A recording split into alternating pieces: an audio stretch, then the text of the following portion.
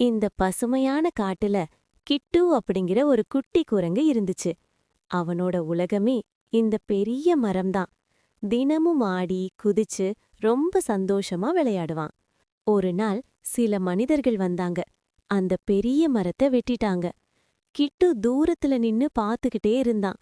அவனோட மனசும் உடைஞ்ச மாதிரி ஆயிடுச்சு. மரம் போனதும் கிட்டுவோட சந்தோஷமும் போயிடுச்சு.